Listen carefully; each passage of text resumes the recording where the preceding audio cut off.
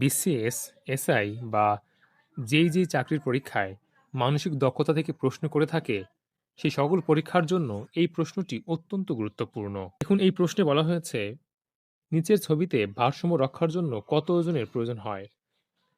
দেখুন, এখানে একটি তক্তা একটা বস্তুর উপর এমনভাবে রাখা হয়েছে, যার এই পাশে ৪ মিটার এবং এই পাশে ৬ মিটার রয়েছে, এবং যেই পাশে ৪ মিটার, সেই পাশে তক্তার উপরে ৯ কেজি ভরের একটি বস্তু দেয়া আছে। এখন প্রশ্নে বলা হয়েছে যে, বা প্রশ্নে চাওয়া হয়েছে, ঠিক কত কেজি ভর এই পাশে রাখলে এই তক্তাটি সমান হয়ে থাকবে, অর্থাৎ ভারসাম্যে থাকবে।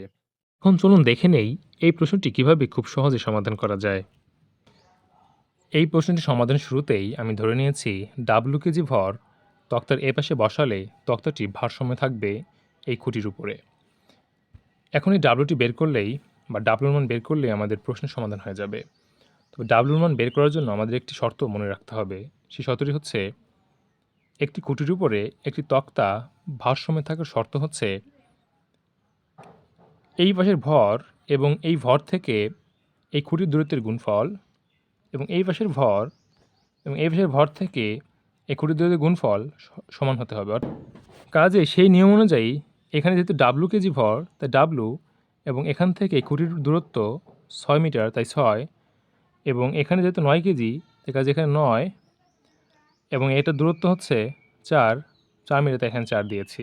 এবং তারপর ৬ এখানে গুণ আকারে ছিল, সেটিকে আমরা এ পাশে এসে ভাগ করে দিয়েছি, এবং তারপর ৪ নং ৩৬ ভাগ ৬ সমান সমান ৬, এটি আমাদের উত্তর এসেছে। আশা করি আপনি এই অঙ্কটি বুঝতে পেরেছেন।